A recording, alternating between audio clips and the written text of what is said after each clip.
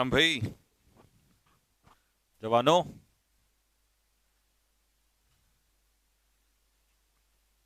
एक बार comment box में लिख के बताओ आवाज आ रही है सभी को। पहले तो होमवर्क पूरा करेंगे। जो होमवर्क तुम्हें कल दिया था पहले तो उसे पूरा करेंगे, ठीक है। कितने क्वेश्चंस कल मैंने करा दिए थे? 8 करा दिए थे। 9 और 10 कराना है पहले तो, सबसे पहले। अच्छा, पर होमवर्क तो तुम्हारा हुआ ही नहीं होगा क्योंकि कल का पीडीएफ ही नहीं मिला होगा। हाँ, मैं तो समझ गया था क्योंकि मैं तो कल चला गया था यहाँ उसके बाद। और पीडीएफ कल इसलिए नहीं डाली इन लोगों ने क्योंकि इसमें कुछ कंटेंट अभी बचा हुआ था, इस वजह से। तो इसलिए शायद नहीं हुआ होगा, है ना। हाँ देखा, मुझे पता था। सर आपका नाम क्या है? मेरा नाम है विनोद। ठीक, चलो आ जाओ। Question number 9। कोई नहीं, मैं ही करवा रहा हूं, कोई दिक्कत नहीं है। आ जाओ, अगर आपने नहीं किया कोई बात नहीं है। क्वेश्चन नंबर 9 से स्टार्ट कर दो, मेरे साथ साथ करो फटाफट। Although the patient was rude with the nurses. Patient जो था वो नर्स के साथ क्या था? रूड था। ठीक, पेशेंट जो था, ब्राइटनेस कम करना भाई।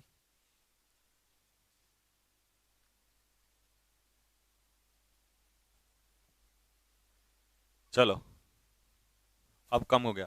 ऑल्दो द पेशेंट, अब आ जाओ भाई। ऑल्दो हो गया हमारा कंजक्शन, पेशेंट हो गया हमारा नाउन, वॉज हो गई हमारी वर्ब यानी कि मेन वर्ब, क्योंकि इसके बाद कोई और मेन वर्ब नहीं है। रूड हमारी पेशेंट की विशेषता बता रहा है, तो रूड हो गया हमारा एडजेक्टिव। विद हो गया प्रपोजिशन, ये हो गया आर्टिकल। आर्टिकल के बाद नर्स हो गया नाउन, ही हो गया प्रोनाउन, और बिहेव हो गया वर्ब। और बिहेव कैसे किया? वर्ब की विशेषता एडवर्ब बताता है, वर्ब की विशेषता एडवर्ब बताता है।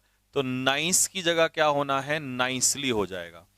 नाइस की जगह नाइसली हो जाएगा क्योंकि वर्ब की विशेषता एडवर्ब। इसीलिए इसमें ये गलती थी कि यहां पर हम नाइस की जगह नाइसली करेंगे। और विद हो गया हमारा प्रपोजिशन, और फिर से डॉक्टर हो गया नाउन, है ना। पूरा ही खोल दिया मैंने।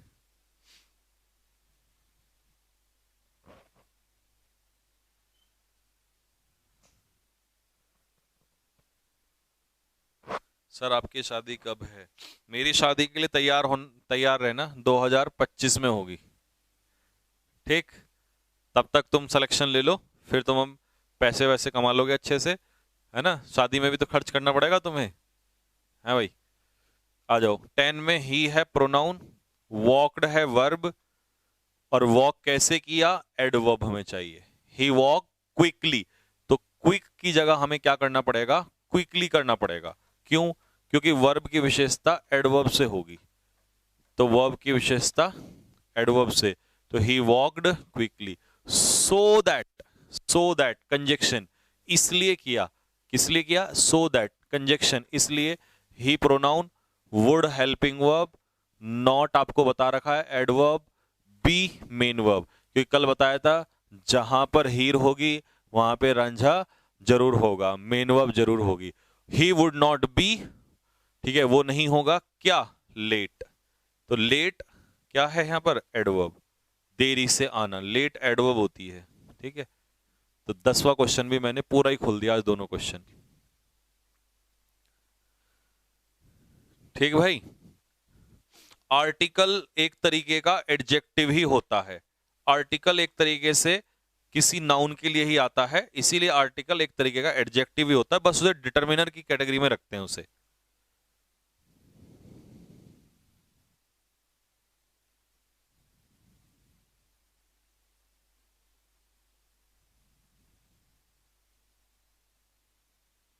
सर किसके साथ होगी शादी है?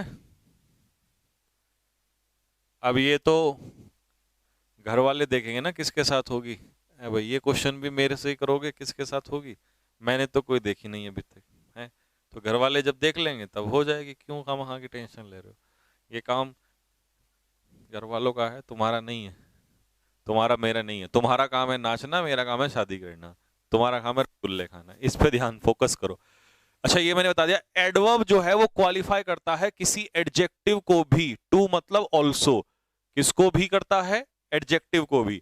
तो हमने बताया था कि एडवर्ब जो है वो वर्ब की विशेषता भी बताता है, एडवर्ब एडजेक्टिव की विशेषता भी बताता है, और एडवर्ब किसी एडवर्ब की विशेषता भी बताता है। हाँ, लव मैरिज, अरे पहले प्यार से तो, वो क्या कहते हैं, क्लास से तो छुटकारा दो तुम लोग, प्यार तो तब होगा। प्यार कह रहे हो यहाँ प्यार करने के लिए टाइम तो चाहिए होगा, क्यों भाई? तुम यहाँ क्लास लेके पगला गए हो, मेरे को सांस नहीं लिया जा रहा। तुम्हें लव मैरिज की पढ़ रखी है, आ जाओ। She is too talkative. अच्छा, शी क्या है? प्रोनाउन। शी कैसी है? बातूनी है। तो टॉकेटिव क्या हो गया? एडजेक्टिव, क्योंकि नाउन या प्रोनाउन की विशेषता कौन बताता है? एडजेक्टिव। कितनी बातूनी? एडजेक्टिव की विशेषता टू, तो टू क्या हो जाएगा? एडवर्ब। ठीक। Thank you, I am completely fine. इस सेंटेंस में आई क्या है मेरा बच्चे? प्रोनाउन। एम क्या है? Main verb. और आई क्या ऐसा है? फाइन है। तो आई की विशेषता प्रोनाउन की, फाइन एडजेक्टिव। कितना फाइन? Completely fine. तो एडजेक्टिव की विशेषता एडवर्ब, तो कंप्लीटली क्या हो जाएगा? एडवर्ब हो जाएगा।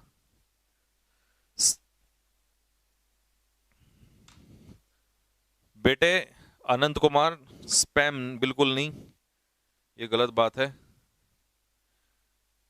रिकॉर्डेड वीडियो तो डालते ही नहीं है।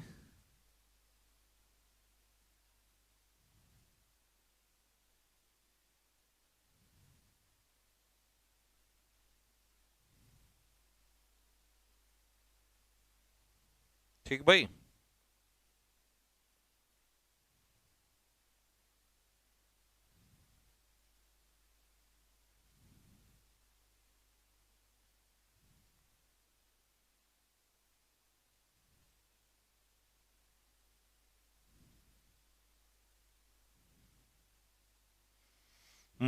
सोहिल कुरैशी कह रहा है सर थैंक यू का part of speech. Thank you बेटा, यहाँ पर इसको जोर डालने जो है, थैंक यू जो है सडन इमोशंस को रिप्रेजेंट कर रहा है। थैंक यू इंटरजेक्शन में है।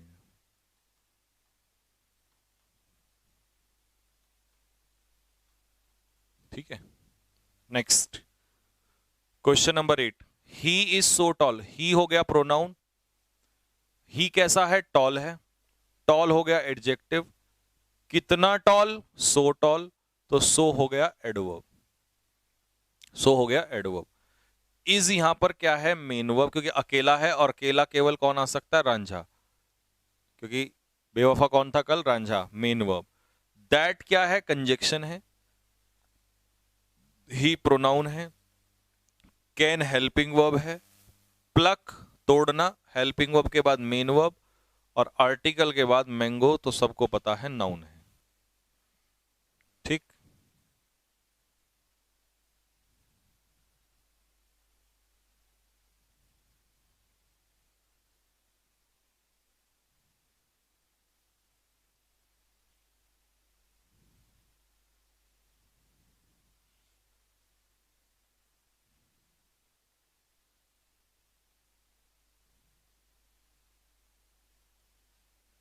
ठीक है, हाँ ठीक है। हाँ जी, question number 9। Shut the window. Shut क्या है आपकी? वर्ब। विंडो क्या है आपका? नाउन। इट क्या है? Pronoun. Shut the window, it is impersonal pronoun है। It is rather cold.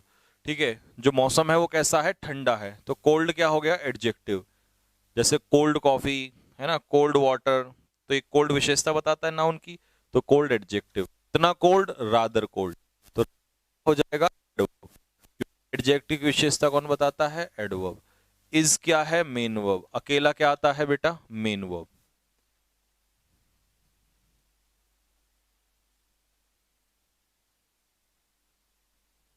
ठीक भाई।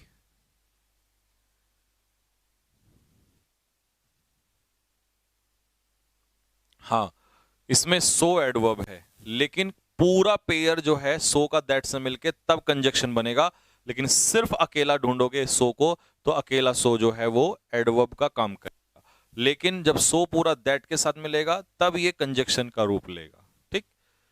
ही वॉज टू अफ्रेड, ही क्या है, प्रोनाउन है। ही डरा हुआ है तो ही की विशेषता अफ्रेड, तो ये एडजेक्टिव है। कितना डरा हुआ है, बहुत ज्यादा, तो टू क्या हो जाएगा, एडवर्ब हो जाएगा, क्योंकि अफ्रेड की विशेषता बता रहा है। और वॉज क्या है, मेन वर्ब है। ठीक है भाई, वॉज क्या है, मेन वर्ब है। राहुल एयरमैन, कल क्लास ऑफ रहेगा क्या, कल टेस्ट होगा। सर मेरा नेवी का पेपर 15 अक्टूबर को है। अभी क्या चल रहा है, अगस्त, सितंबर, अक्टूबर। सितंबर के महीने में 30 दिन में तो हम बहुत खींच लेंगे आराम से। कितने अक्टूबर को है, क्योंकि अगर अक्टूबर स्टार्टिंग में है तो एक महीने में तो बहुत ज्यादा तो नहीं हो पाएगा, कोशिश करेंगे जितना मैक्सिमम से मैक्सिमम खींचेंगे, क्योंकि बेसिक में ही मैं टाइम लूंगा। फिर तो इसके बाद जब बेसिक तुम्हारा स्ट्रांग हो जाएगा फिर तो चैप्टर वाइज तो हम इजीली उड़ा देंगे यार, चैप्टर वाइज में ज्यादा टाइम नहीं लगेगा। ठीक है, क्योंकि चैप्टर में टाइम लगता है तब बच्चों को जब उनके बेसिक्स स्ट्रांग नहीं होते और उन्हें रटना पड़ता है, तब वो दिक्कत आती है। लेकिन अगर इंटरजेक्शन तो मैंने पढ़ा दिया था, लेकिन अगर बेसिक्स स्ट्रांग है तो कोई दिक्कत नहीं है। अगला टॉपिक है हमारा ट्रांजिटिव और इनट्रांजिटिव वर्ब में क्या डिफरेंस होता है जी। डिफरेंस बिटवीन ट्रांजिटिव और इनट्रांजिटिव। ट्रांजिटिव वर्ब होती हैं, ट्रांजिटिव को हिंदी में कहते हैं, क्या कहते हैं, अकर्मक क्रिया या सकर्मक। हिंदी में तो मुझे पता नहीं क्या कहते हैं, बाकी क्या होती हैं वो मैं आपको बता देता हूं। इस पूरी थ्योरी को बाद में पढ़ना, आप इतना जान लो, जिन वर्ब के अपने ऑब्जेक्ट होते हैं, क्या होते हैं, ऑब्जेक्ट। जिन वर्ब के अपने ऑब्जेक्ट होते हैं उन्हें हम कहते हैं ट्रांजिटिव वर्ब। ठीक है जी। लेकिन जिन वर्ब के अपने ऑब्जेक्ट नहीं होते हैं, जिन वर्ब के अपने ऑब्जेक्ट नहीं होते हैं उन वर्ब को हम कहते हैं इनट्रांजिटिव वर्ब। क्या कहते हैं, उन वर्ब को हम कहते हैं इनट्रांजिटिव वर्ब। लो, इस पूरी सी थ्योरी को हमने इतने में समेट दिया। एक बार चेक कर लो फटाफट।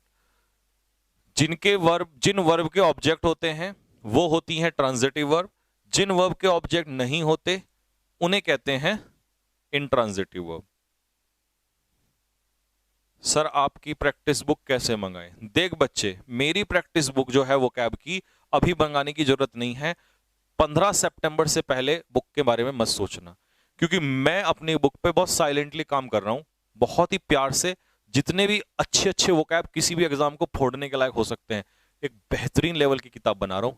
ठीक है, तो उसकी टेंशन मत लो, अभी उसके बारे में मत सोचो। ठीक है, क्योंकि अच्छा कंटेंट ही मेरा हमेशा परम उद्देश्य रहा है, तो उसके बारे में मत सोचिए।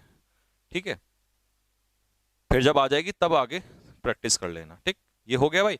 जिन वर्ब के ऑब्जेक्ट होते हैं इंट्रांजिटिव, ऑब्जेक्ट नहीं होते हैं इंट्रांजिटिव, और होते हैं तो ट्रांजिटिव। तो मुझसे कोई पूछेगा ट्रांजिटिव, अगर ऑब्जेक्ट है तो ट्रांजिटिव, अगर ऑब्जेक्ट नहीं है तो इनट्रांजिटिव। ठीक, अब आ जाओ डेफिनेशन में। The verbs which take object to complete their sense are called transitive verbs. जिनके ऑब्जेक्ट होते हैं वो ट्रांजिटिव। फिर वही बात है, the verbs which do not take object to complete their sense are called intransitive. जिनके ऑब्जेक्ट नहीं होते हैं, जो अपने ऑब्जेक्ट नहीं लेते हैं, तो उन्हें हम लोग कहेंगे इनट्रांजिटिव वर्ब। ठीक, ग्रामर के लिए कोई बुक लेने की जरूरत नहीं है। ग्रामर के लिए भी मैं आपको बता दूंगा, क्योंकि आपको क्या करना है, आप कोई भी बुक लोगे, उस बुक में आपको प्रैक्टिस के लिए एक चैप्टर के लिए कितने क्वेश्चन मिल जाएंगे, 50, ज्यादा ज्यादा 100 मिल जाएंगे। और मैं तुम्हें आराम से हर चैप्टर के 200 से 300 क्वेश्चन दूंगा, तो जरूरत ही नहीं है। हर टाइप के क्वेश्चन दूंगा, लेवल 1, लेवल 2, लेवल 3 बना के दूंगा। ठीक है, तो क्यों खामखा, पैसा ज्यादा आ रहा है तो मेरे अकाउंट में ट्रांसफर कर दो, है भाई। अगर तुम्हें ज्यादा ही पैसा आ रहा है, क्यों वो खामखा की वेस्ट कर रहे हो? जब जरूरत होगी मैं हर चीज बताऊंगा तुम्हें। नेक्स्ट। हाँ, मैं ही जूस पी लूंगा, मैं कमजोर हो गया हूं आजकल। अब देखो सर, एक बात बताओ, आपने हमें पढ़ाया कि वर्ब का अगर ऑब्जेक्ट है, अगर वर्ब का ऑब्जेक्ट है तो ट्रांजिटिव है। अगर वर्ब का ऑब्जेक्ट नहीं है तो इंट्रांजिटिव नहीं है। सर हमें ये तो बता दो कि ऑब्जेक्ट कैसे निकलेगा, नहीं तो हम तो वर्ब के पीछे कुछ भी होगा उसे ऑब्जेक्ट मान लेते हैं। तो हमें कैसे पता चलेगा कि वर्ब के पीछे आने वाला जो शब्द है वो ऑब्जेक्ट है नहीं है? ये क्वेश्चन पते का है बिल्कुल। तो इसका मतलब हमें ऑब्जेक्ट निकालना सीखना पड़ेगा। तो हम ऑब्जेक्ट कैसे निकाल सकते हैं, ये देखो, objects are of two types. Object दो प्रकार के होते हैं, एक होता है डायरेक्ट ऑब्जेक्ट और एक होता है इनडायरेक्ट ऑब्जेक्ट। दो ऑब्जेक्ट होते हैं। अगर तुम्हें कोई व्हाट का आंसर दे, किसका आंसर दे, व्हाट, तो वो होगा डायरेक्ट ऑब्जेक्ट। अगर तुम्हें होम का आंसर दे तो वो होगा इनडायरेक्ट ऑब्जेक्ट। ठीक है, जैसे आई लव मैंगोज, मैं पूछना चाहता हूं मैंगोज किसका आंसर दे रहा है, व्हाट का या होम का? ये डायरेक्ट ऑब्जेक्ट है या इनडायरेक्ट? और फिर क्वेश्चन है आई लव आलिया भट्ट, आलिया भट्ट किसका आंसर है? बताओ, डायरेक्ट है या इनडायरेक्ट है? अब बताओ मुझे जल्दी फटाफट।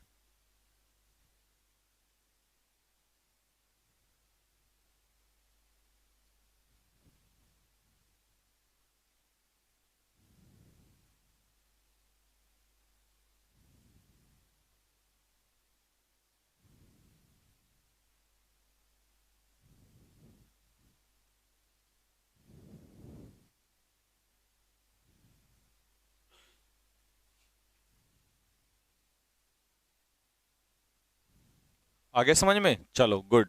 देख मेरे भाई, मैंगोज क्या है, what, I love what mangoes, तो ये हो गया direct object. I love home लालिया भट्ट, तो ये हो गया इनडायरेक्ट ऑब्जेक्ट। ठीक है, ये तो हो गए अलग अलग सेंटेंस में। लेकिन अब मैं तुम्हें एक ऐसा सेंटेंस देता हूं जो एक में ही मिल जाए। तो I gave Alia Bhatt a book, मैंने आलिया भट्ट को एक किताब दी पढ़ने के लिए। इस गेव तो हो गई verb, I gave what book, तो ये हो गया direct object. I gave home, ये किताब किसको दी, आलिया भट्ट को, तो ये हो गया इनडायरेक्ट ऑब्जेक्ट। एक सेंटेंस में दोनों ऑब्जेक्ट हो सकते हैं, डायरेक्ट भी और इनडायरेक्ट भी। ठीक है, डायरेक्ट भी और इनडायरेक्ट भी दोनों हो सकते हैं। हाँ,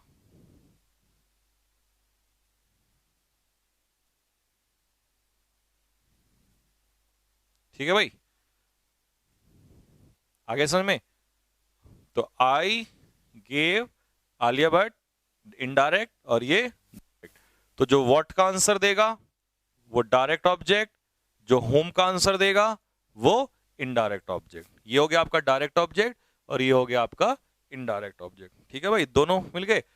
अब देखो, डायरेक्ट ऑब्जेक्ट इनडायरेक्ट ऑब्जेक्ट की मैंने डेफिनेशन यहां पे आपको लिखी दी है। ठीक है, ये आप इसमें से पढ़ लेना, एग्जाम्पल भी देके समझा दिया। अब आ जाओ यहां। अब जैसे कि पहला एग्जाम्पल है, कैपिटल आर होगा, Ram, Ram bought what, what necklace, तो ये कैसा ऑब्जेक्ट हो गया, direct object. Ram bought necklace home, किसके लिए, इनडायरेक्ट ऑब्जेक्ट, वाइफ के लिए, तो ये हो गया indirect object. Next, my grandma tells, tells हो गई वर्ब और वर्ब टेल होम मुझे, तो ये हो गया हमारा इनडायरेक्ट ऑब्जेक्ट, होम का आंसर। व्हाट स्टोरीज, ये हो गया हमारा डायरेक्ट ऑब्जेक्ट। ठीक, I like what, direct object. Help home, us, तो ये हो गया इनडायरेक्ट ऑब्जेक्ट। तो आज के बाद आपको डायरेक्ट और इनडायरेक्ट ऑब्जेक्ट निकालने में कोई समस्या नहीं होगी। तीन बातें ये सिर्फ आपको जानने के लिए मैंने यहां पे दी हैं कि अगर कोई चीज हाउ का आंसर दे तो उसे हम कहते हैं एडवर्ब ऑफ मैनर, और व्हेन का answer they adverb of time, और वेयर का आंसर दे तो एडवर्ब ऑफ प्लेस। अगर एडवर्ब का आंसर देगा तो एडवर्ब ऑफ प्लेस, हाउ का आंसर देगा adverb of time, sorry adverb of manner, when का आंसर देगा एडवर्ब ऑफ टाइम, और वेयर का आंसर देगा तो एडवर्ब ऑफ प्लेस। ठीक है भाई, हाउ, व्हेन और वेयर, हाउ, व्हेन और वेयर। ठीक है, नेक्स्ट। अब मुझे तुम बताओ, मेरे पहले वाक्य में जो फ्लाई है वो वो ट्रांजिटिव वर्ब है या इनट्रांजिटिव वर्ब है? बताओ जल्दी से। मेरे पहले सेंटेंस में जो फ्लाई है वो ट्रांजिटिव वर्ब है या इनट्रांजिटिव वर्ब है? पहले सेंटेंस में जो फ्लाई है वो ट्रांजिटिव है या इनट्रांजिटिव है? बताओ क्या है, कमेंट बॉक्स में लिख के बताओ फटाफट जल्दी से।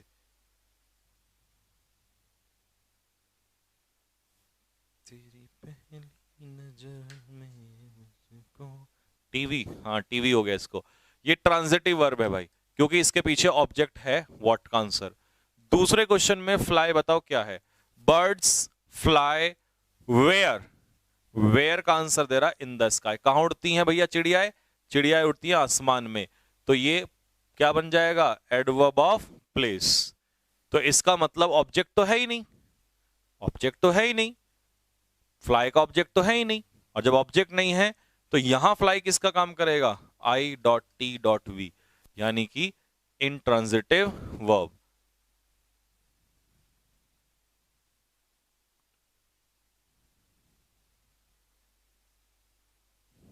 है ना?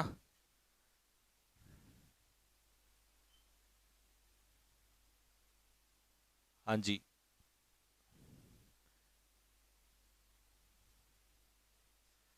हाँ जी, we want old Sanjeev Thakur sir. Old वाले में क्या था भाई, जरा ये भी बता दे मुझे। है भाई, कौन से घुंघरू लगाने हैं मेरे को? द बॉयज आर स्विमिंग, देखो वर्ब तो ये रही स्विमिंग, मिल गई swimming. The boys are swimming, लड़के जो हैं वो तैर रहे हैं। वेयर, तो ये हो गया वेयर का आंसर एडवर्ब ऑफ प्लेस। तो स्विमिंग क्या हो गया, इन ट्रांजिटिव वर्ब, क्योंकि ऑब्जेक्ट तो है ही नहीं, ऑब्जेक्ट तो है ही नहीं। ठीक है, एक कह रहा है कि सर स्काई ऑब्जेक्ट होगा। बेटे स्काई फ्लाई का ऑब्जेक्ट नहीं है, फ्लाई का ऑब्जेक्ट है क्या? फ्लाई का ऑब्जेक्ट हो जाएगा तो स्काई को उड़ा दिया जाएगा। प्रपोजिशन का ऑब्जेक्ट है, हमें ऑब्जेक्ट किसका चाहिए, वर्ब का ऑब्जेक्ट चाहिए। किसका ऑब्जेक्ट चाहिए, वर्ब का।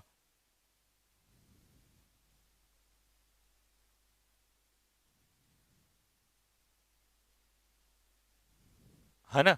आ जाओ, इसमें किल्ड, किल्ड होम हस्बैंड, क्या किल्ड का ऑब्जेक्ट, तो ये मिल गया हमें ऑब्जेक्ट, और ऑब्जेक्ट मिलते ही ये हो गई हमारी ट्रांजिटिव वर्ब।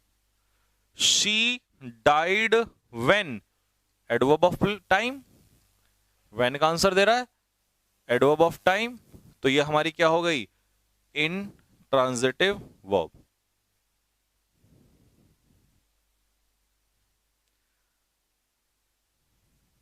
ठीक है भाई, अगर किसी बच्चे को इनमें से समझ में ना आया हो, इन क्वेश्चंस में से,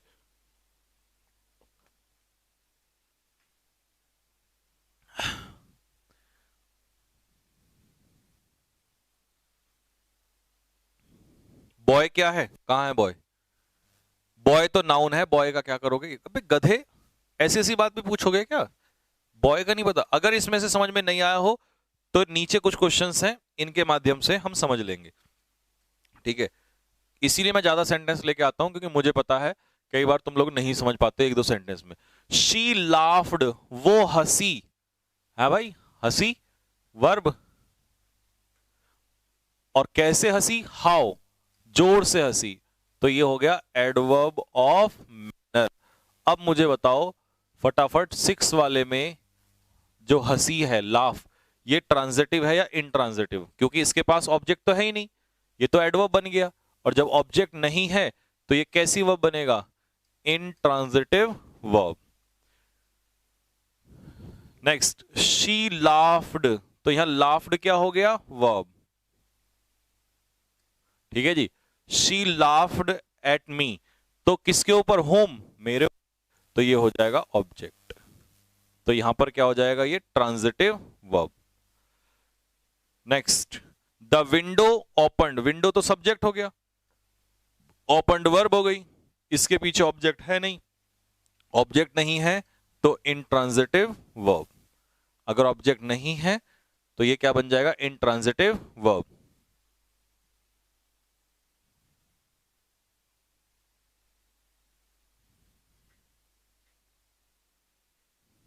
ठीक है।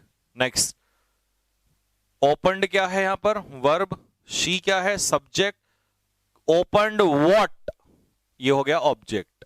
तो अगर ऑब्जेक्ट है तो यहां ओपन्ड किसका काम कर रहा है, ट्रांजिटिव वर्ब का। किसका, ट्रांजिटिव वर्ब, क्योंकि इस वर्ब का ऑब्जेक्ट कौन है यहां पर, विंडो। तो बस इस वर्ब का ऑब्जेक्ट विंडो है तो ये ऑब्जेक्ट हो गया। यहां लव का ऑब्जेक्ट कौन है, आलिया, तो ये हो गया हमारा transitive verb. The teacher is teaching, verb, what, English, what का आंसर मिल गया, डायरेक्ट ऑब्जेक्ट, तो ये हो गया हमारा ट्रांजिटिव वर्ब। सारे क्वेश्चन खत्म हो गए। एक बार सेंटेंस तो हो गए, एक बार फिर से बता देता हूं। जिस वर्ब का ऑब्जेक्ट होता है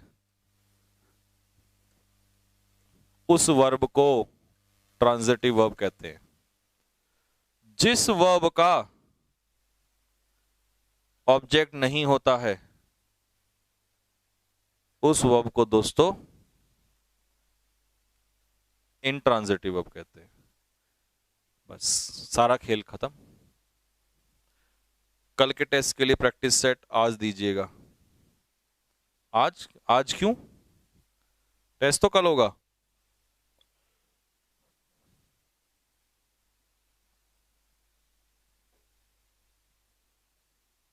सर बैच में तेजी नहीं है इसमें।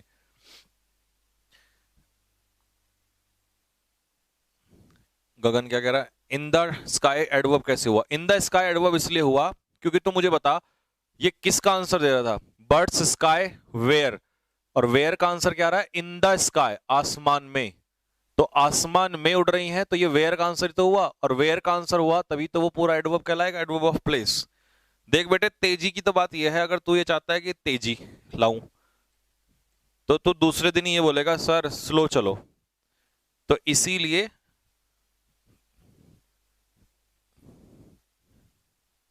हाँ पीडीएफ डलवा देंगे।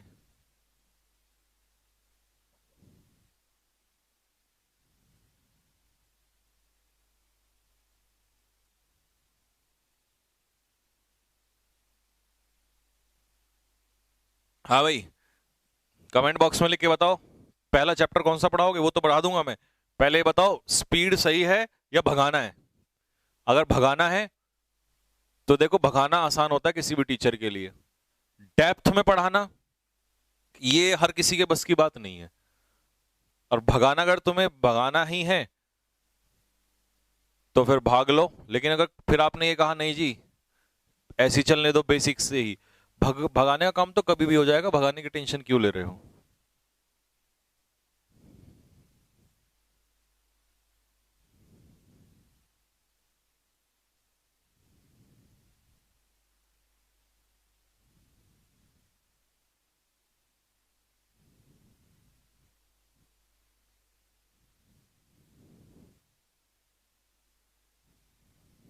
ठीक है।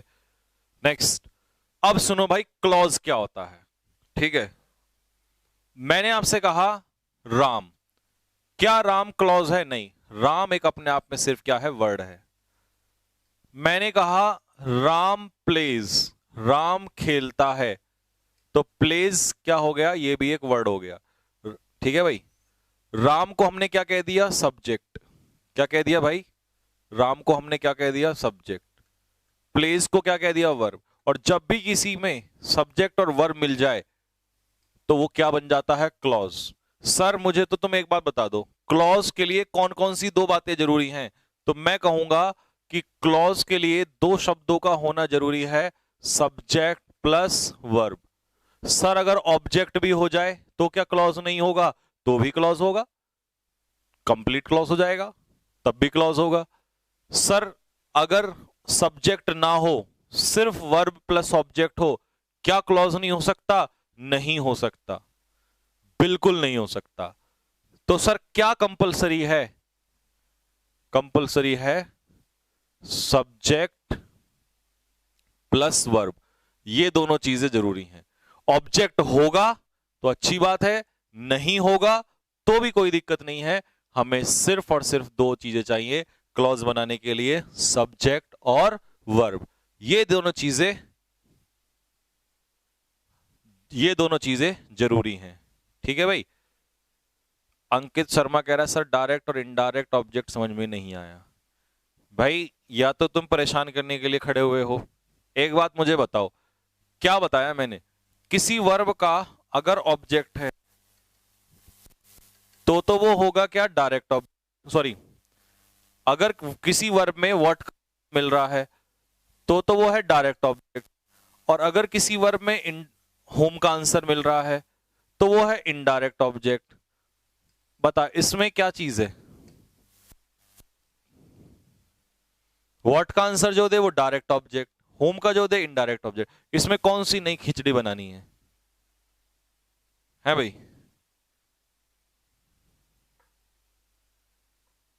सर हाँ जी,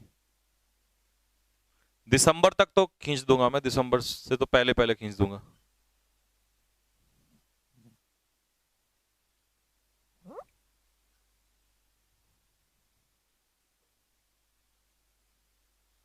सामने वाली पार्टी का है लड़का। देख बेटे, यहां पार्टी वार्टी कुछ नहीं चलने वाली। यहां तो ये मान ले कि 2 मिनट लगेंगे ब्लॉक करने में, ठीक है, और किसी भी पार्टी के चक्कर में अपना नुकसान हो जाएगा। तो इस चीज को थोड़ा सा ध्यान में रख के चलना। बता भाई, इतनी सी बात नहीं समझ में अगर मैं कहूं कि 2+2 2+2 +5 +6 -4, और तुम कह रहे हो सर ये समझ नहीं आया, है ना, और तुम्हें लग रहा है ऐसा करने से मैथ्स कठिन है, तो भाई मेरे भाई फिर तो तुम गलत डायरेक्शन में हो। इस बात को अपने जहन में रखो। फिर तो तुम पैसा ही गलत बर्बाद कर रहे हो। इस बात को ध्यान में रखो कि अगर तुमसे ये चीज नहीं आ रही है, भाई मैंने सीधी सी बात बताई कि अगर वर्ब में व्हाट का आंसर मिले तो डायरेक्ट ऑब्जेक्ट, और वर्ब में होम का आंसर मिले तो इनडायरेक्ट ऑब्जेक्ट।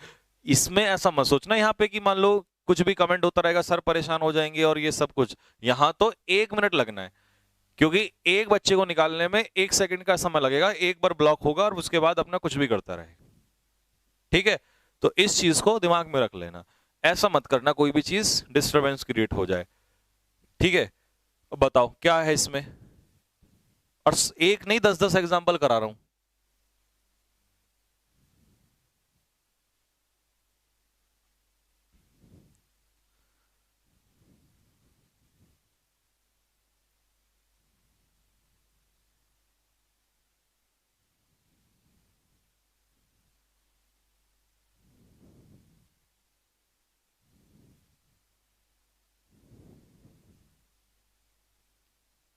एक सेकंड।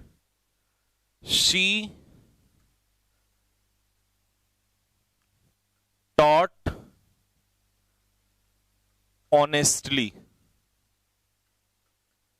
क्या इस सेंटेंस में ऑब्जेक्ट है या नहीं है? टॉट क्या है? वर्ब, पढ़ाना। क्या इस सेंटेंस में ऑब्जेक्ट है या नहीं है?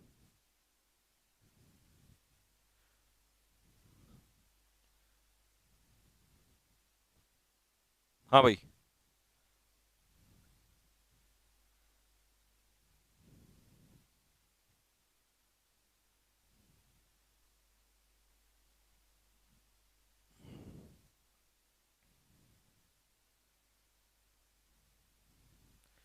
हाँ भाई, कहां गया ये राठौड़ लड़का जो था?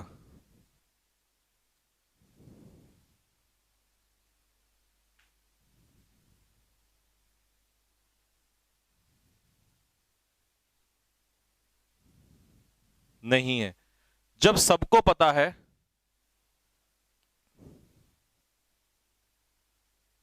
कि ऑब्जेक्ट नहीं है,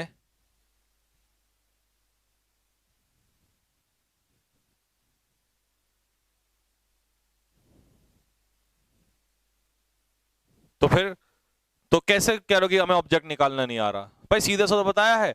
अब देख ले, सी टॉट व्हाट, कुछ भी नहीं है। सी टॉट होम नहीं है, ऑब्जेक्ट ही नहीं है। जब व्हाट और whom का आंसर नहीं है तो ऑब्जेक्ट नहीं है, और जब ऑब्जेक्ट नहीं है तो ये किसका आंसर दे रहा है? हाउ का। कैसे पढ़ाया? और हाउ का जो आंसर दे वो क्या होता है? एडवर्ब।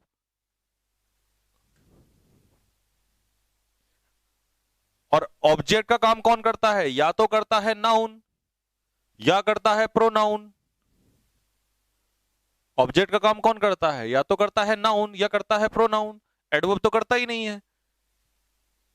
पता तुम्हें सारा है, फिर भी हम वहां की डिस्टरबेंस करना है, बच्चों का टाइम वेस्ट करना है। मैं बता रहा हूं, ऐसी हरकत ना करो। अ ग्रुप ऑफ वर्ड्स, शब्दों का एक समूह, दैट इंक्लूड्स, जिसमें क्या चीज कंपलसरी है? एक सब्जेक्ट का होना और एक वर्ब का होना। जिसमें सब्जेक्ट और वर्ब का होना कंपलसरी है उसे हम लोग क्या कहते हैं? क्लॉज कहते हैं। जिसमें सब्जेक्ट और वर्ब दोनों हो उसे हम लोग क्या कहते हैं? क्लॉज कहते हैं। A clause is only a part of a sentence. एक क्लॉज जो है वो एक सेंटेंस का हिस्सा होता है, ठीक है। A sentence can have more than one clause. ये बात समझने की है, इसे मैं समझाऊंगा। जहां मुझे ऐसा लगता है कि मेरे बच्चों को थोड़ी बहुत भी दिक्कत आ सकती है, मैं तो आपके पूछने से पहले ही आपको बता देता हूं कि ये दिक्कत आ सकती है।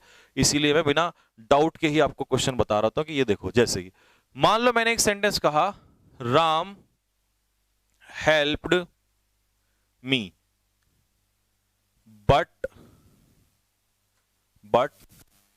I did not help him. लेकिन मैंने उसकी सहायता नहीं की। Ram helped, subject plus verb plus object, ये हो गया हमारा clause, clause one. I did not help him, ये हो गया हमारा क्लॉज टू। क्योंकि मैं क्लॉज क्यों बोल रहा हूं? क्योंकि सब्जेक्ट भी है और वर्ब भी है, सब्जेक्ट भी है और वर्ब भी है, और इनको जोड़ने के लिए कौन आ गया? कंजक्शन। कौन आ गया मेरे भाई? इनको जोड़ने के लिए आ गया कंजक्शन। अब तुमसे कोई पूछे कि यहां से लेकर यहां तक, इसे तुम क्लॉज लिखोगे या सेंटेंस? कमेंट बॉक्स में मैं चाहता हूं आप लोग मुझे बताएं फटाफट कि यहां से यहां तक क्लॉज है, यहां से यहां तक दूसरा क्लॉज है ना, लेकिन ये यहां से लेकर वहां तक क्या है? बताओ।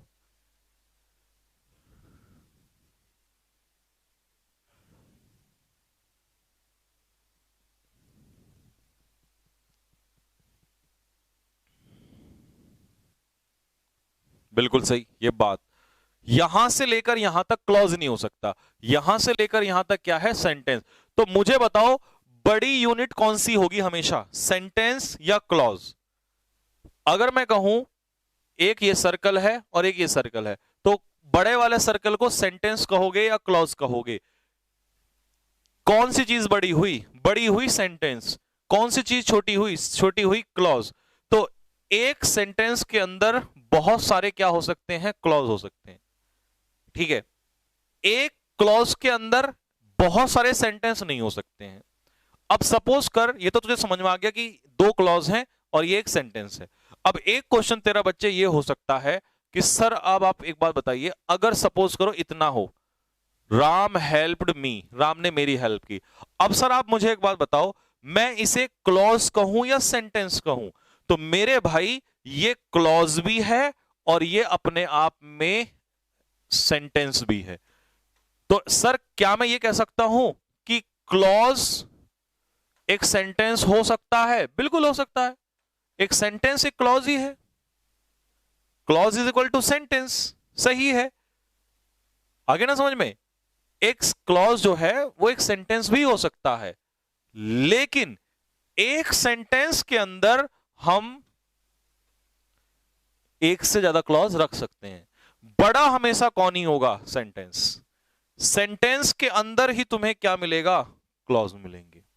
बड़ी यूनिट होगी सेंटेंस, छोटी यूनिट होगी क्लॉज, ठीक है। अब जैसे एक से ज्यादा क्लॉज नहीं है, ये अकेला क्लॉज है, तो इस क्लॉज में इसे हम क्लॉज भी कह देंगे क्योंकि सब्जेक्ट प्लस वर्ब भी है, सब्जेक्ट प्लस वर्ब भी है, क्लॉज तो हो गया ये। लेकिन आप कहें सर ये सेंटेंस, तो ये सेंटेंस भी है, सेंटेंस भी है। तो इसीलिए मैंने आपको बता दिया कि बड़ी यूनिट क्या होगी? सेंटेंस होगी। इसीलिए अगर तुमने देखा हो, मैंने यहां डेफिनेशन में क्या लिखा है? मैंने डेफिनेशन में लिखा है कि a clause is only a part of a sentence. ये सेंटेंस का हिस्सा होता है क्लॉज, और एक सेंटेंस के मोर देन वन क्लॉज, एक सेंटेंस के एक से ज्यादा क्लॉज हो सकते हैं। ठीक भाई,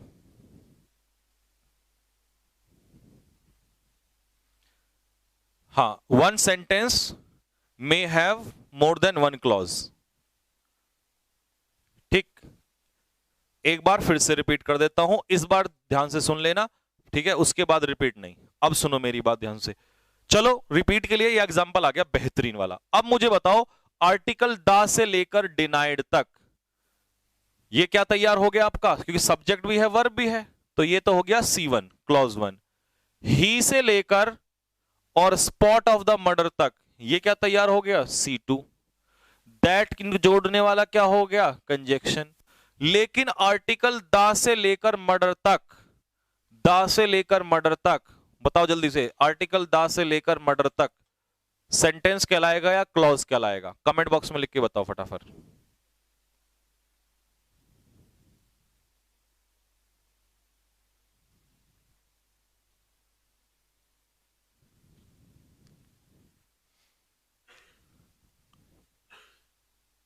हाँ जी, बोलो फटाफट।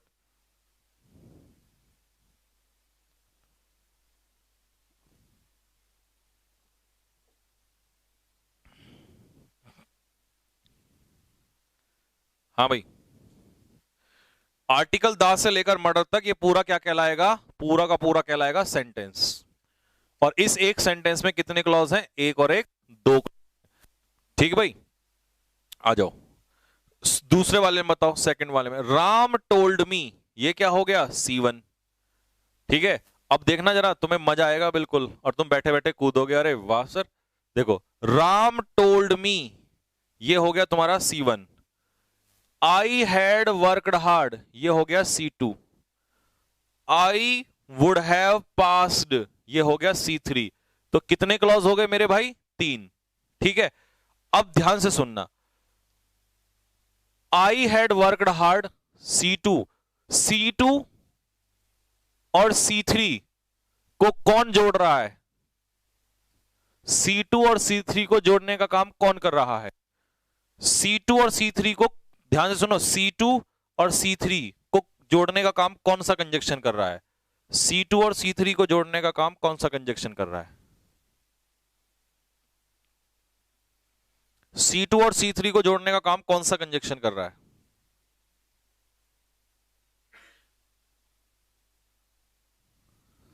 ये बात देख बेटा, C2 और C3 को जोड़ने का काम कर रहा है इफ। ठीक है, अभी इसको हटा दो, ये इतना हटा दो। If I had worked hard, अगर मैंने कड़ी मेहनत की होती तो आई वुड हैव पास, तो मैं पास हो गया होता। तो C2 और C3 को कौन जोड़ रहा है, इफ जोड़ रहा है। अब आ जाओ, अब ये जो पूरा सेंटेंस है, ए यहां से लेकर यहां तक, ठीक है, अगर मैं कहूं इतना आ जाओ, ये तो मैंने आपको बता दिया कौन जोड़ रहा है। अब इसको ध्यान से सुनना,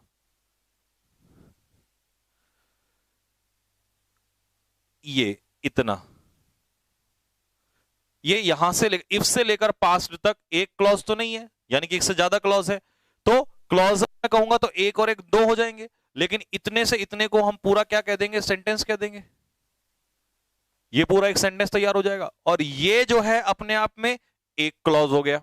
ठीक है, C1 कह देता हूं मैं इसको। अब मुझे बता, इसको, इस सेंटेंस को इस क्लॉज से कौन जोड़ रहा, हालांकि क्लॉज भी अपने आप में क्या ही होता है, सेंटेंस ही होता है। तो इसे बताओ जरा, सेंटेंस को और इस क्लॉज को, इफ इसी के साथ है, इफ इधर ही है, ठीक है, इसको और इसको जोड़ने का काम कौन कर रहा है? अब बताओ मुझे फटाफट, कौन कर रहा है जोड़ने का काम? अबे इफ तो ये चला गया ना इधर, इफ को तो इधर हटा दो सेंटेंस के साथ। ये बताओ मुझे, इसको यहां से लेकर और इसको, इतने को कौन जोड़ रहा है? हाँ, ये बात, तो इसको और इसको जोड़ने का काम कौन कर रहा है? दैट कर रहा है। ठीक है, अब तुम्हें समझ में आया होगा दो कंजक्शन कैसे आए हैं वहां पर। सुन लो, C2 और C3 को कौन जोड़ रहा है? इफ। और फिर इस सेंटेंस को इस क्लॉज के साथ कौन जोड़ रहा है? दैट। तो इसलिए दो कंजक्शन आए हैं वहां पर। कभी तुम सोचो सर दैट और इफ एक साथ कैसे आ गए, ठीक, इसलिए मैं बताना चाह रहा था यहां पे कि आपका दिल और दिमाग को खोल देगा ये, सारे फेफड़े हिला के रख देगा। अब बताओ कैसा लगा? ये अच्छे अच्छे को नहीं पता होता ये क्या चल रहा है यहाँ पे। Radha asked Krishna C1 if he loved her C2, जोड़ने वाला कंजक्शन इफ, और ये यहां से लेकर यहां तक क्या हो जाएगा? सेंटेंस। सेंटेंस। सर आपके हाथ में महाकाल है? हाँ मेरे हाथ में महाकाल है।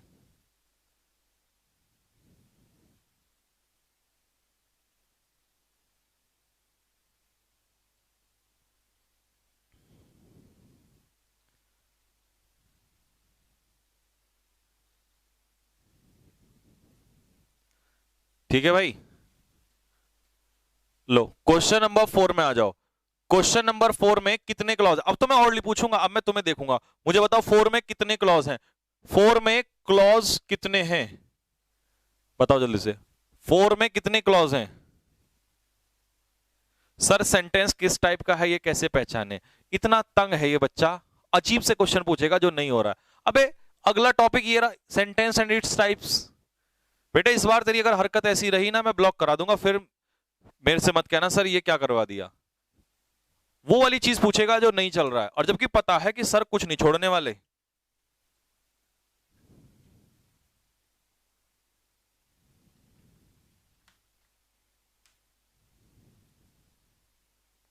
ठीक बेटा, क्लॉज कितने हैं? 2। ठीक है, ए तो हो गया हमारा C1 और ये यहां से यहां तक हो गया हमारा C2, और कंजक्शन इसे जोड़ने वाला जो है आफ्टर। सेंटेंस कितना है ये पूरा? 1। रवि एट पास्ता C1 और ये कितना हो गया? C2, और ये हमारा हो गया कंजक्शन, और सेंटेंस कितना है हमारा? 1। तो अब मुझे बताओ बड़ा कौन हुआ? जल्दी से बताओ बड़ा कौन हुआ? बताओ बड़ा कौन हुआ? बड़ी हुई सुषमा। छोटा कौन हुआ?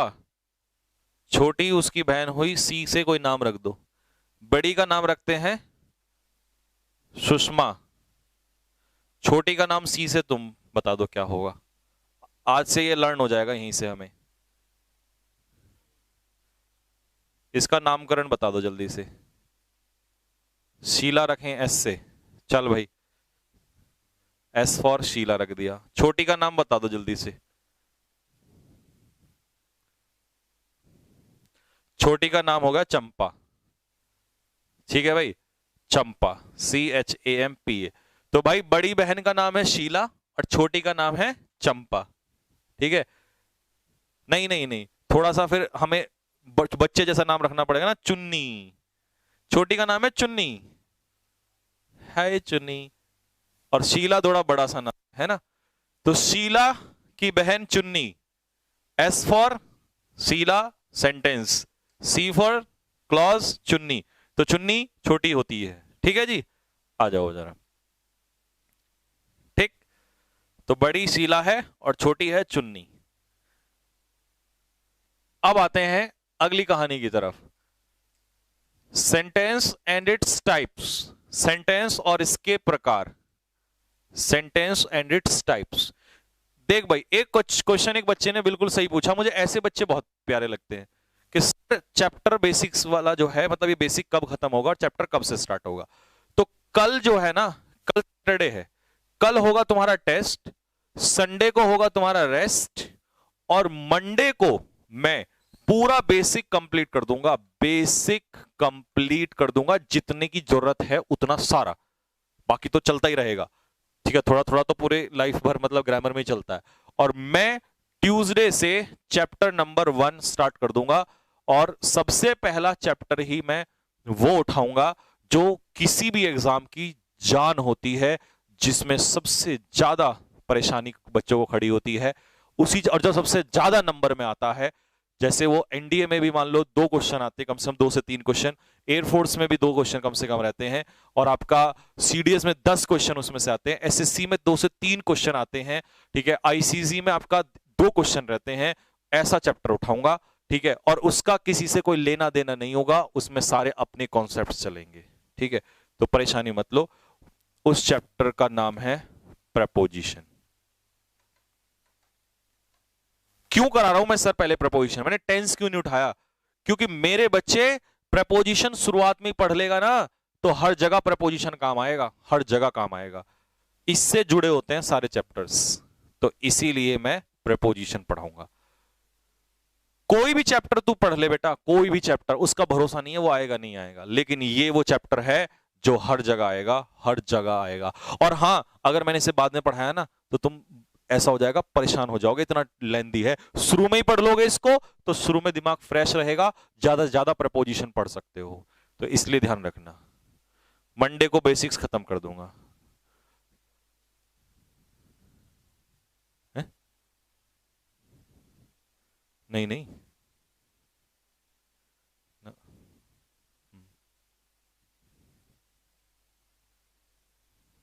हाँ, सेकंड चैप्टर टेंस ले लूंगा, उसकी कोई दिक्कत नहीं है।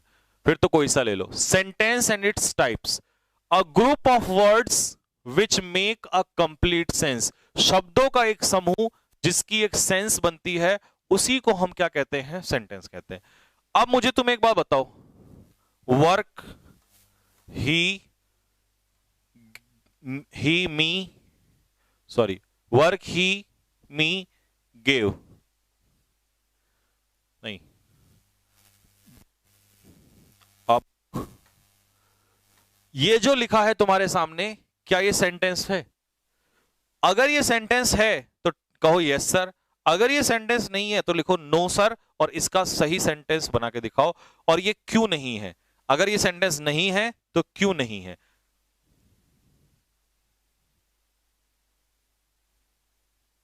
Sir last question from my side, subscription दोबारा लेना पड़ेगा? नहीं, क्यों दोबारा क्यों लेना पड़ेगा? एक बार ले तो लिया।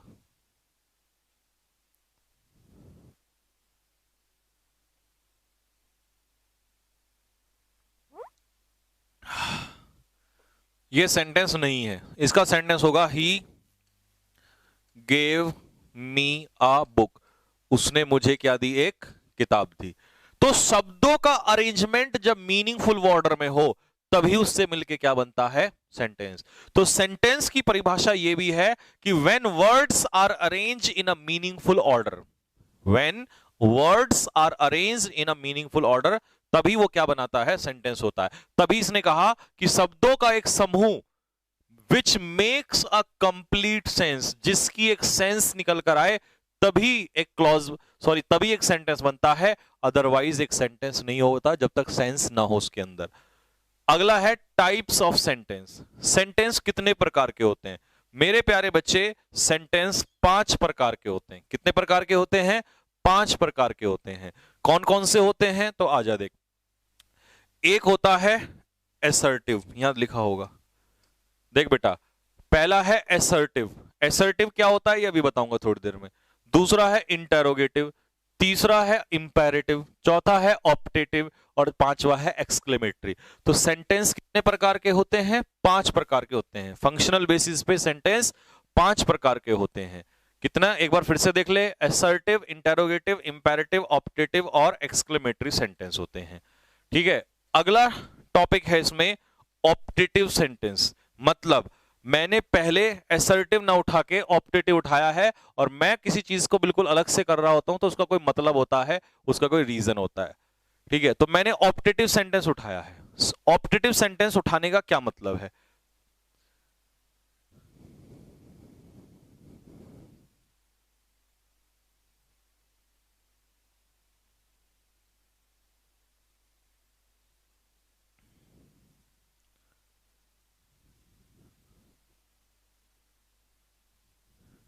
ठीक है, और बेटे ऑप्टेटिव सेंटेंस क्या होता है?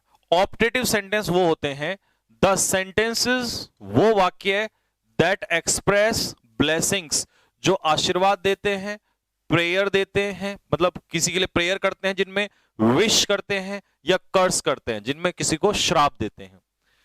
द सेंटेंसेस, वो सेंटेंसेस दैट एक्सप्रेस, जो क्या एक्सप्रेस करते हैं? सॉरी, ब्लेसिंग्स, प्रेयर, विश या कर्स, या तो श्राप देना, या किसी के लिए कोई कामना करना, या किसी के लिए प्रार्थना करना, या किसी के लिए आशीर्वाद देना, ये सेंटेंस कहलाते हैं ऑप्टेटिव सेंटेंस। अब मान लो आपने कहा मे गॉड ब्लेस यू, तो हम किसी के लिए क्या कर रहे हैं, मे गॉड ब्लेस यू, भगवान आपको ब्लेसिंग्स दे, तो हम क्या कर रहे हैं, ब्लेसिंग्स दे रहे हैं उसको, मे गॉड ब्लेस यू। ठीक है, नेक्स्ट, तो ये ऑप्टेटिव सेंटेंस है। May you pass the exam with flying colours, आप अच्छे नंबरों से पास हो जाओ, ये क्या हो जाएगा आपका, कैसा सेंटेंस बनेगा ये, ऑप्टेटिव सेंटेंस। ठीक है, wish you a happy married life, अब मान लो कल को शादी हो जाए आपकी और मैं आपको बधाई देना आऊंगा, मैं कहूंगा wish you a very happy married life, तो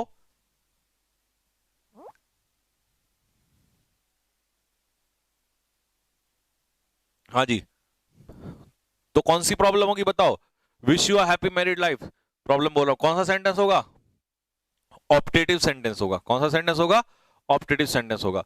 लॉन्ग लिव राहुल गांधी, तो हम राहुल गांधी के लिए कामना कर रहे हैं कि भाई भगवान करे वो लंबा जिए, है ना, तो ये हो गया optative sentence. Go to hell, go to hell, नरक में जाओगे तुम, है ना, तो ये हो गया optative sentence. May you die soon, आपने किसी का दिल तोड़ दिया, वो तुरंत एकदम से क्या बोलेगी आपसे कि भगवान करे तो जल्दी मरेगा, है ना, तो ये हो गया कर्स। ठीक, तो इसका मतलब हमने देखा किसी सेंटेंस में या तो हम प्रेयर या विशेस, है ना, या फिर आप किसी के लिए कर्स, ये सब जो है इंपेरेटिव सॉरी ऑप्टेटिव सेंटेंस है। कौन सा सेंटेंस है, ऑप्टेटिव सेंटेंस। अगला आता है इंपेरेटिव सेंटेंस। इंपेरेटिव सेंटेंस क्या होते हैं मेरे भाई, इंपेरेटिव वाक्य, इंपेरेटिव सेंटेंस वो सेंटेंस होते हैं, द सेंटेंसेस इन विच, वो सेंटेंसेस जिनमें we ask someone, we asked, ED हटा देना, प्रेजेंट में लिखेंगे, वी आस्क समवन, जिनमें हम किसी से क्या कहते हैं, टू डू समथिंग, किसी को कुछ करने के लिए कहा जाता है, उन्हीं सेंटेंसेस को हम कहते हैं इंपेरेटिव सेंटेंसेस, जिनमें किसी को कुछ करने के लिए कहते हैं, हे चल पानी लेके आ, ये इंपेरेटिव सेंटेंस है, जिनमें किसी को कुछ करने के लिए कहते हैं। कुछ लोग ऐसे नहीं समझते, तो फिर मेरा उनको समझाने का दूसरा तरीका है कि जिन वाक्य में हम ऑर्डर देते हैं, कमांड देते हैं, एडवाइस देते हैं, वार्निंग देते हैं, रिक्वेस्ट करते हैं, प्रोहिबिशन मना करते हैं, उन सेंटेंस को भी हम क्या कहते हैं, इंपेरेटिव सेंटेंस कहते हैं। अब किसी को तुम ये बात ऑर्डर से कह दो, किसी को कमांड से कह दो, या किसी को रिक्वेस्ट से कह दो, लेकिन बात तो एक ही है, किसी को कुछ करने के लिए कहना। ठीक है, अब मैं तुम्हें दो सेंटेंस दे रहा हूं, राम गोज टू स्कूल, और एक है राम गो टू स्कूल। इन दोनों में से कौन सा सेंटेंस जो है, कौन सा सेंटेंस इंपेरेटिव है, फर्स्ट या सेकंड, कौन सा सेंटेंस इंपेरेटिव है?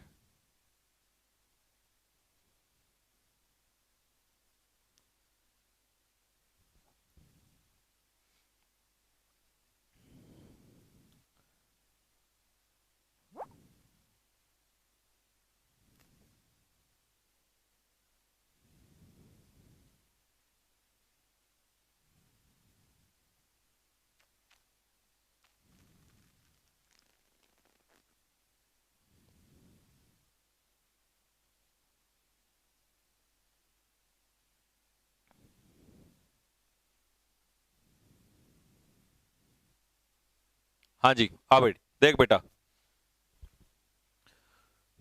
इसमें पहले वाला जो है वो इंपेरेटिव नहीं है, दूसरे वाला इंपेरेटिव है। क्यों? अगर तुम मान लो, अब आपको कह सर इसमें तो सब्जेक्ट भी है, इंपेरेटिव सेंटेंस में सब्जेक्ट नहीं होता, इंपेरेटिव सेंटेंस वर्ब से स्टार्ट होते हैं, तो मैं एक मिनट को इसको हटा देता हूं, तब कोई फर्क नहीं पड़ेगा। गो टू स्कूल, स्कूल जाओ, तो मैं किसी को स्कूल जाने के लिए कह रहा हूं, बस मैंने उसका नाम से उसे हिंट दे दिया, राम गो टू स्कूल, चल स्कूल जाए नालायक, तो इसका मतलब मैं यहां पर किसी को कुछ करने के लिए कह रहा हूं। लेकिन राम स्कूल जाता है, मैं राम के बारे में आपको बता रहा हूं, राम को स्कूल भेज नहीं रहा हूं, तो यहां पर ये इंपेरेटिव नहीं होगा। तो जब भी हम किसी को कुछ करने के लिए कहेंगे तभी वो इंपेरेटिव होगा।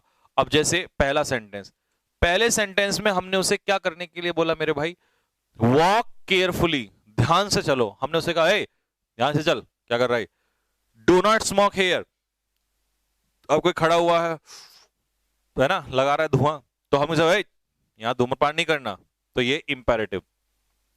कीप योर सराउंडिंग्स क्लीन, यहां किसी को कुछ करने के लिए कह रहे, ये अपनी जो सराउंडिंग्स है इसको साफ रखो, अपने वातावरण को साफ रखो, आसपास का जो माहौल है इसे साफ रखो। Save girl child, Beti Bachao, तो हम कह रहे हैं भैया बेटी बचाओ, बेटियों को बचाओ, ठीक है। गो अवे, जाओ यहां से। काइंडली हेल्प मी, किसको कह रहे हैं प्लीज यार मेरी हेल्प कर दे, तो कह रहे प्यार से लेकिन कह तो रहे ना कुछ करने के लिए, ठीक है। बी हैप्पी, किसको कह रहे हैं खुश रहे भाई, खुश रहे, इस दुनिया में कुछ नहीं है, खुश रहे, तो किसी को कुछ करने के लिए कह रहे हैं। स्टैंड एट ईज, आराम से खड़े हो जाओ। स्टैंड एट ईज मतलब स्टैंड कंफर्टेबली, आराम से खड़े हो जाओ, तो किसी कह रहे हैं भाई आराम से खड़ा हो जा, परेशान मत हो, ठीक है। तो किसी को कुछ करने के लिए कह रहे हैं। डू नॉट गो देयर, वहां मत जाओ, तो किसी को मना कर रहे हैं कि भाई वहां नहीं जाना, ठीक है, एक्शन करने के लिए कह रहे हैं कि वहां नहीं जाना। टेक मेडिसिन ऑन टाइम, समय पर मेडिसिन लो, तो किसी को कह रहे हैं समय पर मेडिसिन लो, कुछ करने के लिए कह रहे हैं, ये भी क्या हो जाएगा इंपेरेटिव हो जाएगा। Next, look up to your elders, अपने बड़ों का क्या करो, look up to your elders, अपने बड़ों का लुक अप टू मतलब respect, look up to means respect, अपने बड़ों का क्या करो सम्मान करो, तो हम कह रहे हैं किसी को कि भाई सम्मान करो, किसी को करने के लिए कह रहे हैं, ये भी इंपेरेटिव।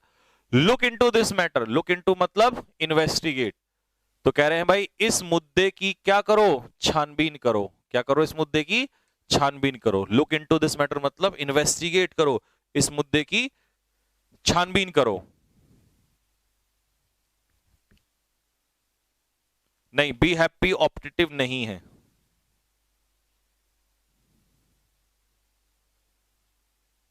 ठीक है। रन फास्ट, तेज दौड़ो, किसी को कुछ करने के लिए कह रहे हैं।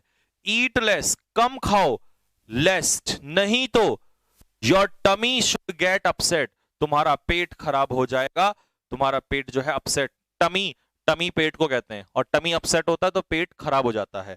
नहीं तो you should get upset, sorry your tummy should get upset, तुम्हारा पेट खराब हो जाएगा। You have put on weight, तुम्हारा वजन बढ़ गया है, पुट ऑन वेट का मतलब है वजन बढ़ना। यू आर प्लम्पी, तुम प्लम्पी हो गए हो, प्लम्पी लोग कैसे होते हैं मोटे, मोटे लोग मतलब चबी या कॉर्पुलेंट, ये इनके लिए सिनोनियम लिख देते मैंने यहाँ पे। और पुट ऑन वेट का मतलब होता है वजन बढ़ना। ईट लेस, कम खाओ, नहीं तो your tummy should get upset, tummy किसको कहते हैं हम लोग पेट को कहते हैं, तुम्हारा जो पेट है वो क्या हो जाएगा खराब हो जाएगा, ठीक है। अब इस सेंटेंस में, हाँ एक बच्चा कह रहा है सर इसमें फास्ट क्या है, तो ये वर्ब की विशेषता बता रहा है, तो ये एडवर्ब है। इस सेंटेंस में यहां से सुना ईट लेस, कम खाओ, सिर्फ इतना जो है ये इंपेरेटिव है, इतना किसी को कुछ करने के लिए कह रहे हैं। बाकी तो ये सब जानकारी मैंने यहां से एक्स्ट्रा में ऐड की है, जिससे कि तुम्हें वो कैफ वगैरह दो चार और पेट खराब होने के लिए वर्ड मिल जाए, ठीक है। बाकी सिर्फ इतना है, कम खा नालायक, क्या मुंह में रसगुल्ले रसगुल्ले भर के खड़ा हुआ है, शादी में ऐसे ही तो करते हैं। तो इसका मतलब जो ईट लेस है ये क्या है इंपेरेटिव सेंटेंस है, ईट लेस। एक्सक्लेमेटरी सेंटेंस क्या होते हैं मेरे भाई, एक्सक्लेमेटरी सेंटेंस वो सेंटेंस होते हैं,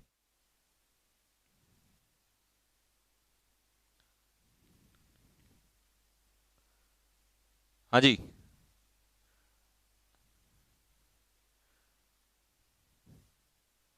टेस्ट यहीं मिलेगा इसी में ही, सुनो। Exclamatory sentence, an exclamatory sentence is a sentence, एक एक्सक्लेमेटरी सेंटेंस वो सेंटेंस होता है दैट एक्सप्रेसेस, जो एक्सप्रेस करता है इमोशंस को, एक्सप्रेस करता है किसको, इमोशंस को एक्सप्रेस करता है, जैसे कि एक्साइटमेंट उत्तेजना, आश्चर्य सरप्राइज, खुशी हैप्पीनेस, एंगर गुस्सा, एंड और ends with an exclamatory mark, और इसमें क्या लगता है एक एक्सक्लेमेटरी मार्क भी लगता है, उसी को कहते हैं हम लोग एक्सक्लेमेटरी सेंटेंस। हाँ जी, अब बताओ क्या प्रॉब्लम है, डेटा की प्रॉब्लम है यार, डेटा की प्रॉब्लम मैंने कल बोली तो थी इन लोगों को, अब मेरे को समझ में नहीं आ रहा ये चाह क्या रहे हैं, कल भी बोला मैंने।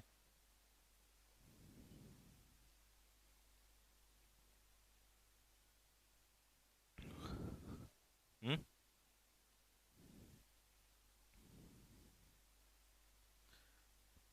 तुम मीडियम में देख रहे हो लो में या हाई में,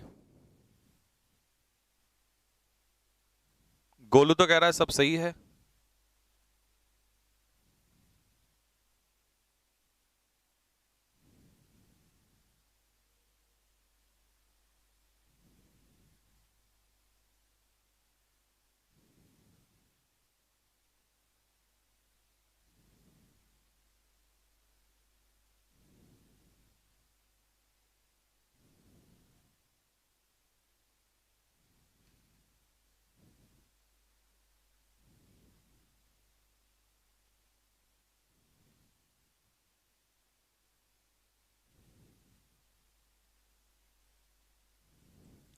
अच्छा चलो मैं एक काम करता हूं, मैं खुद ऐप खोल के अपने मोबाइल में एक बार चेक करूंगा कि कितना डाटा खर्च हो रहा है, कैसे हो रहा है, और मैं खुद एक बार चेक करके, ठीक है, तब मैं उनको बताता हूं कि कैसे क्या करना है। ठीक है, सॉल्व करेंगे, ठीक है, नहीं करेंगे तो देखा जाएगा उसका भी।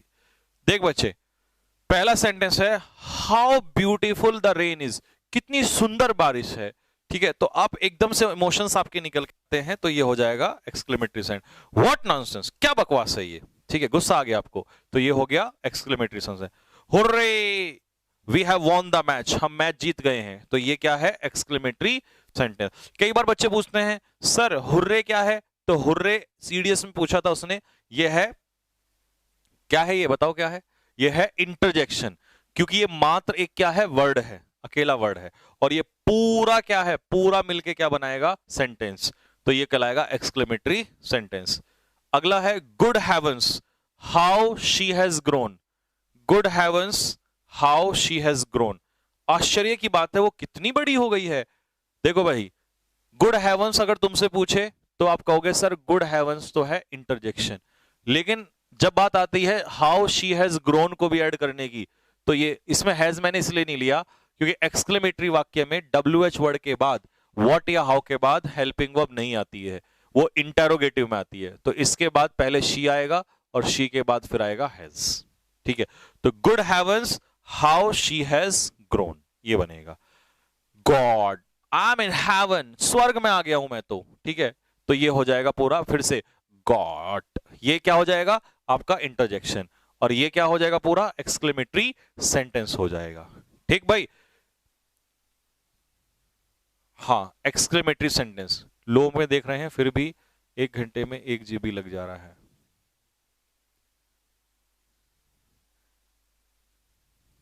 मीडियम करने का ऑप्शंस नहीं आता है, क्यों नहीं आता है, आता है मेरे भाई, आता है भाई, आता है। नेक्स्ट, वेट वेट वेट, वो बुल जो है टूटा हुआ है, तो आप सडन इमोशन शो कर रहे हो, सरप्राइज, तो ये हो जाएगा आपका exclamatory sentence. Oh my God, ये पूरा एक साथ है, कॉमन नहीं है।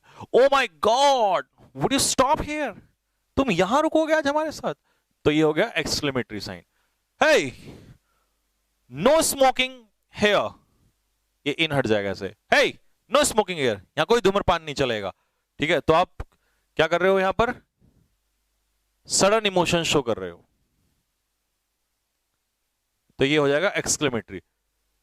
यू आर लेट अगेन, तुम फिर से लेट हो गए हो यार, है ना, sudden emotions. She actually won, वास्तव में वो जीत गई है, तो आप सरप्राइज रिप्रेजेंट कर रहे हो, तो ये सारे क्या हैं, एक्सक्लेमेटरी सेंटेंसेस हैं। कैसे हैं, एक्सक्लेमेटरी सेंटेंसेस हैं। ठीक, नेक्स्ट, अगला है एसर्टिव सेंटेंस। हम एसर्टिव सेंटेंसेस को ही क्या कहते हैं, एसर्टिव सेंटेंसेस को ही हम कहते हैं डिक्लेरेटिव सेंटेंस। कुछ लोग इन्हें डिक्लेरेटिव बोलते हैं और कुछ लोग एसर्टिव बोलते हैं। जैसे हेल्पिंग वर्ब को ही लोग क्या कहते हैं, ऑक्सिलरी वर्ब, क्या कहते हैं, ऑक्सिलरी वर्ब। जैसे हमारा स्कूल का नाम होता है रोहन और घर का नाम होता है चिंटू, रोहन का नाम ही है चिंटू। सर इंटरजेक्शन और एक्सक्लेमेटरी में क्या डिफरेंस है, देख मेरे भाई, इंटरजेक्शन एक वर्ड होता है और एक्सक्लेमेटरी वर्ड शब्दों का समूह होता है, एक्सक्लेमेटरी सेंटेंस होता है वो शब्दों का एक समूह है, और इंटरजेक्शन सिर्फ क्या है, एक वर्ड है।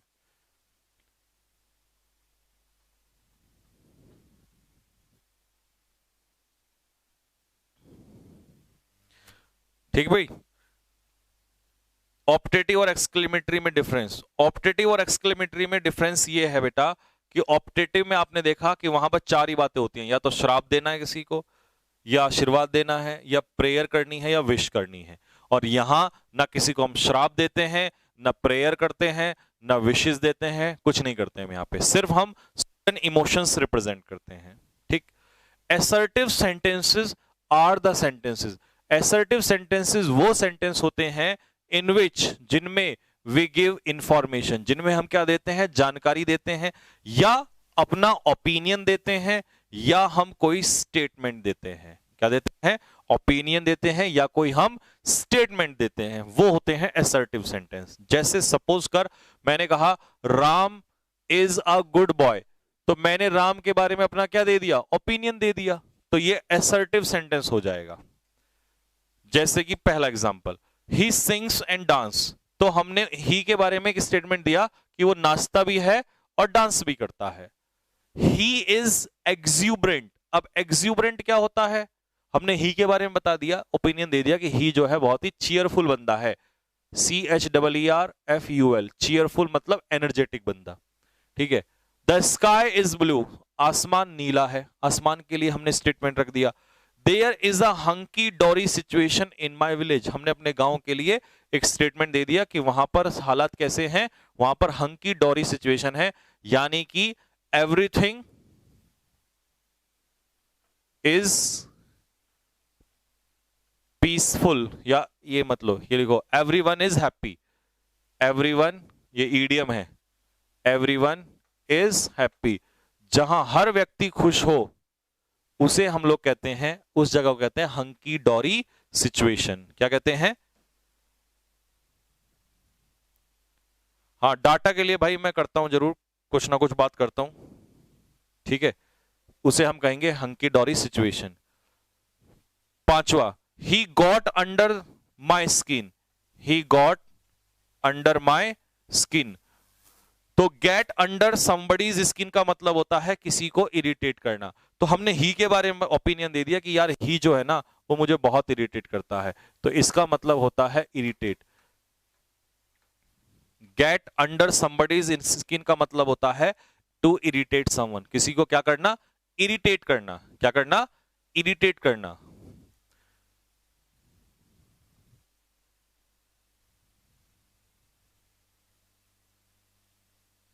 ठीक है, नेक्स्ट। अच्छा ये 6 क्वेश्चन नहीं है, ये तो सिर्फ ईडियम है, ये मैंने यहां पे लिख दिया। गेट अंडर समबडीज स्किन का मतलब क्या होता है, अलग से ये आप लिख लेना कि गेट अंडर समबडीज स्किन का मतलब होता है किसी को क्या करना, इरिटेट करना।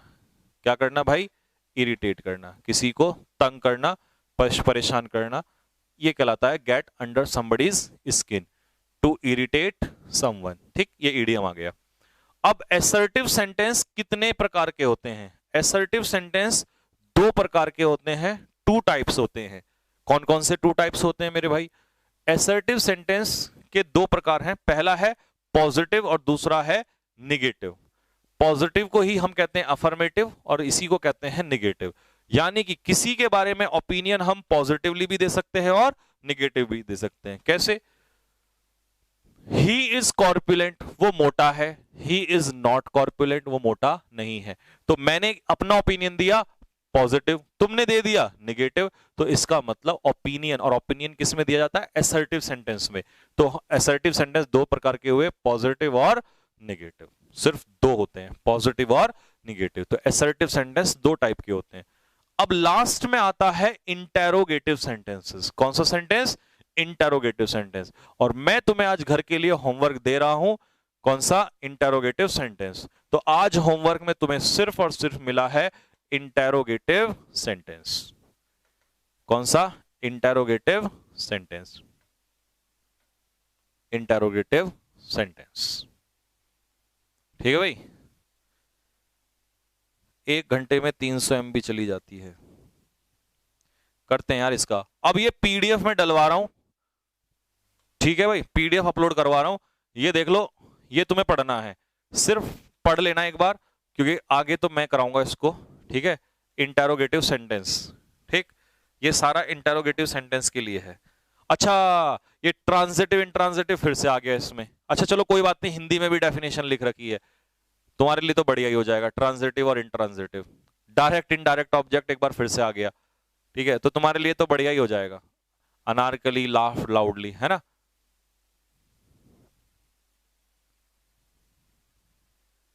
ठीक है, ये तुम्हारे लिए सही हो गया, एक बार फिर से आ गया। लार्जर यूनिट सेंटेंस और स्मॉलर यूनिट क्लॉज, तो तुम लोगों के लिए तो बढ़िया हो गया, ये दूसरी बार आ गया, है ना। गजब, मजा आ गया तुम्हारे लिए। पिछले वाली पीडीएफ में सारा कुछ अपलोड है। देख, ये वाली पीडीएफ ना, ये जिसके पास है इसका मतलब है उसके पास सब कुछ है, ठीक। देख बेटे, ये देख पीडीएफ कहां से स्टार्ट हो रही है, ये फर्स्ट डे से स्टार्ट हो रही है, देख रहा है, फर्स्ट डे से। तो आज ये पूरी अपलोड हो जाएगी, स्टार्टिंग से लेकर एंड तक पूरी अपलोड हो जाएगी। तो अगर ये तुम्हारे पास है तो पीछे की ना भी हो तो भी कोई दिक्कत नहीं है, सारी पीडीएफ अपलोड हो जाएंगी, क्योंकि इसमें ही सारा कुछ डलवा दिया है, ठीक है। देख, इसमें सारे हैं, ठीक है। तो ये वाली मैं अपलोड करवा रहा हूं अभी, ठीक। ले भाई, इसे ग्रुप में डाल दे। हाँ, नहीं नहीं नहीं, पागल है क्या, मेरे पास कर दे, चल मैं उसमें अपलोड करवा दूं। हाँ, ठीक है भाई।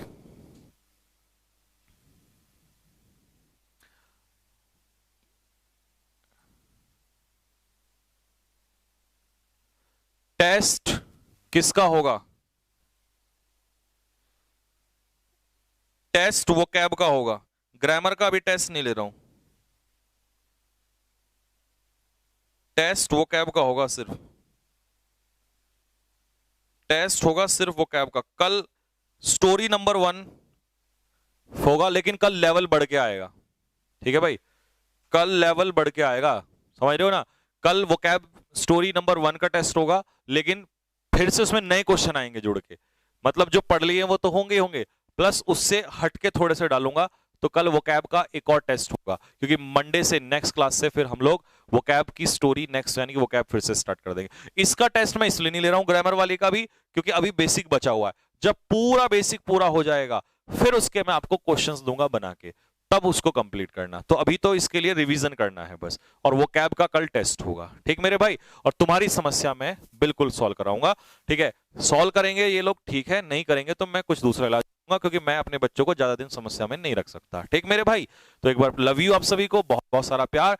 मोटिवेशन के लिए मैं एक ही बात कहता हूं कि जिसके सपनों में जान होती है ना, और जिसके सामने वर्दी खड़ी हो, जिसके सामने लक्ष्य खड़ा हो, मोटिवेशन की जिंदगी में जरूरत नहीं पड़ती। इस बात को ध्यान में रख लेना। अगर मुझे कल गाड़ी में बैठना है, मुझे कल आसमान में उड़ना है, तो उसके लिए पंख मुझे ही फैलाने पड़ेंगे, कोई दूसरा मेरे लिए काम करने नहीं आएगा। तो बस अपने कंधों पे, अपनी बाजुओं में ताकत रखो, अपने सपनों में जान रखो, ठीक है। किसी दूसरे के दम पे नहीं हो सकता, जिंदगी में खुद ही लड़ना पड़ता है, ठीक मेरे भाई। तो बस यहीं तक रखते हैं। जय हिंद, जय भारत।